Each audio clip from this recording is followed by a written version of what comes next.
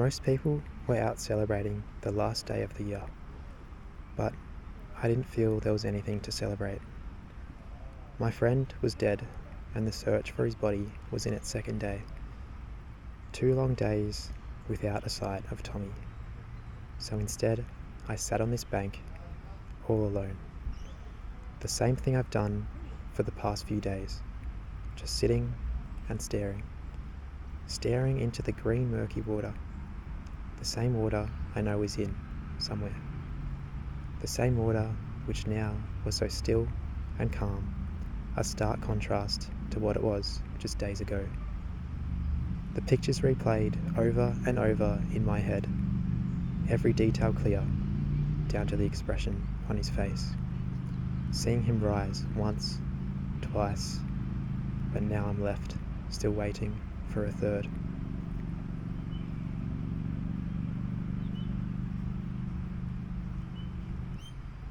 I stood on the edge of the platform, leaning over as far as I could.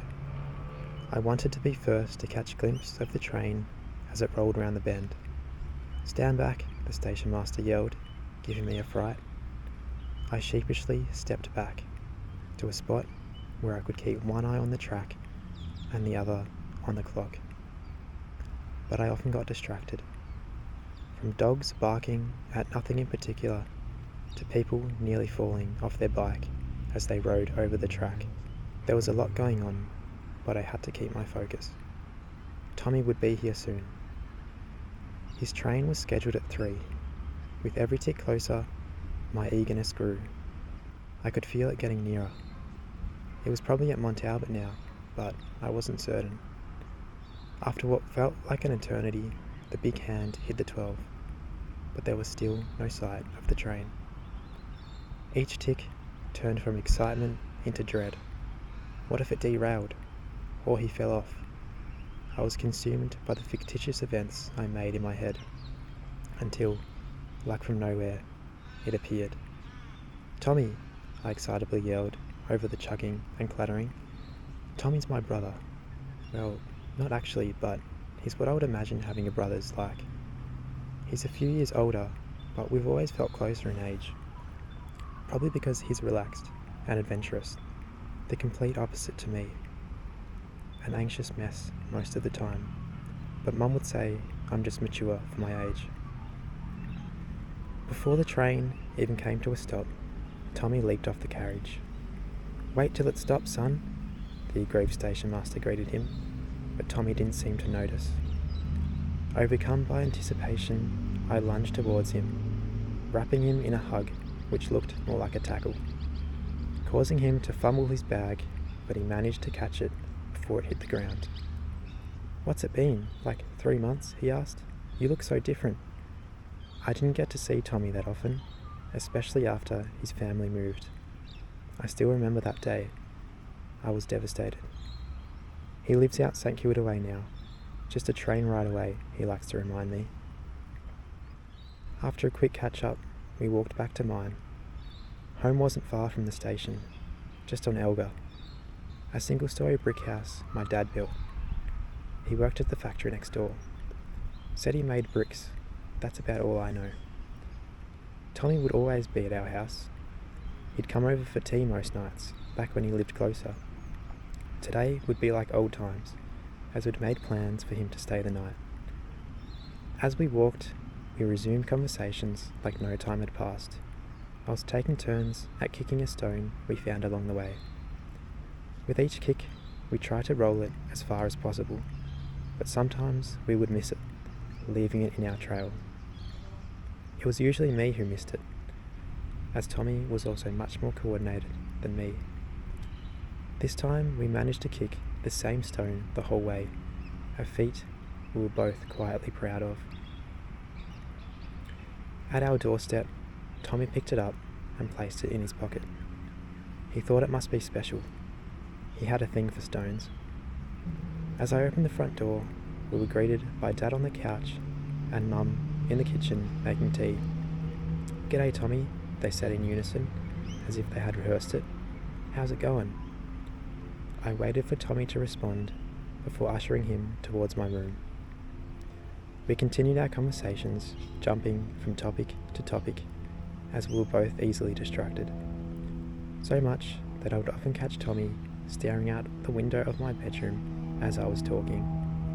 I knew what he was looking at: the factory. Topped by its aluminium roofs and towering chimney, it was a distracting sight for anyone. "That's your dad's work, isn't it?" he asked. "I heard the quarry's been filled with water." He was talking about Surrey Dive. I didn't know much about it, except my dad never let me go there. He said it was too dangerous. I tended to agree, so I would just stay away. I could see Tommy's face change, that look of intrigue and adventure. I knew he wanted to explore it. After expressing my concern with the idea, Tommy managed to convince me, and the plan was set. Of course I was stressing, but for some reason around Tommy, I felt more courageous, feeling as though it couldn't be as bad as what Dad says. As we walked through the house toward the front door, Dad got in our way. "You boys aren't going to that death trap, are you? Bad news, that place," telling us about a guy who went swimming there and disappeared, then showed up days later in the lake at Blackburn. "Stay away," he warned us as we warily shuffled past him. "How did he know?" Tommy whispered. It was only a short walk to Surrey Dive, but it felt longer. Probably because I kept nervously asking Tommy questions. "You think it's true, what my dad said?" Before he would reassure me, saying, "They're just rumours." We stood on the bank, astounded by its size. Water as far as the eye could see. It looked like there was no end or a bottom. Tommy was quick to lead the adventure, climbing over the rocks to get a closer view. We carefully skirted the edge, progressively covering its perimeter. But I felt uneasy, as rocks gave way under our feet with each step. There were a few close calls where we both nearly fell, but never did. The banks were seemingly getting higher, and at one point they were really high, almost cliff-like. I was getting anxious. As we were about to turn around and head back to a safer spot, we were distracted by figures bobbing in the water. "They're swimming. It can't be that bad," Tommy said, but I was too concerned to take a good look. Before I could stop him, Tommy picked up a stone off the rocky bank. Taking aim at one of the swimmers, he wound back his arm and in a swift action released it from his hand. It made a small splash in the water and fell short. Well short. "Worth a try," he said in consolation. In that moment, I became adventurous.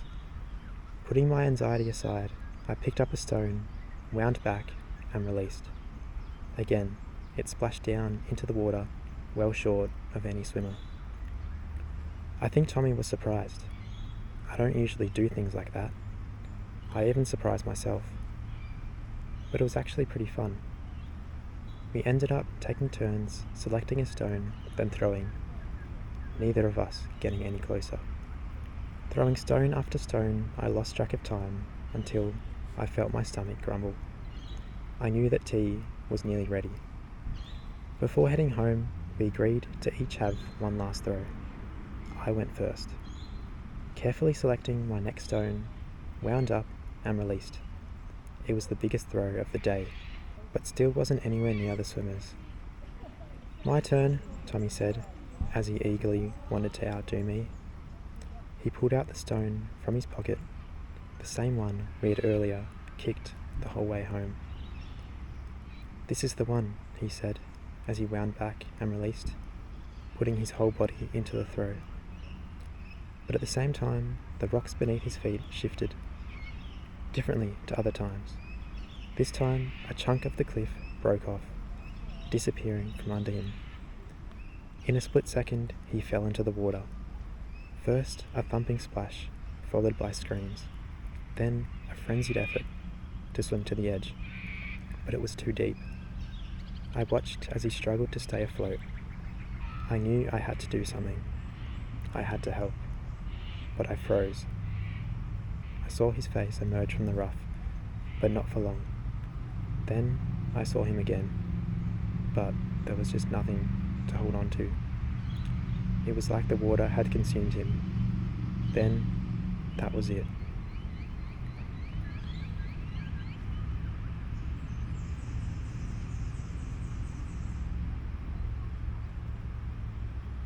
Initially, I blamed myself. I still do. Thinking over what I could have done if I hadn't just frozen. But it's happened now. You can't change the past, but it can certainly change you. I feel I've turned into a shell, stuck in the past and dreading the future. I really don't even know how to feel. I feel empty and heavy all at the same time. It's hard to explain. Every day was the same. I'd wake up, rub the little sleep out of my eyes while stepping into my boots. Walk past the table where breakfast was laid out, but I couldn't eat. Then head straight for the door as Mum cries out, "Back to the dive, love," but I don't respond. I'd walk to the dive and sit in silence that was occasionally broken by the rattling of a passing train in the distance and the ducks playing in the water. There were other people there, most a part of the search team, but it was like they didn't exist. I was in my own world, surrounded by an eeriness which felt awkwardly comfortable. Probably why I kept coming each day. I felt the need to just be there, thinking, reliving, and waiting for a third.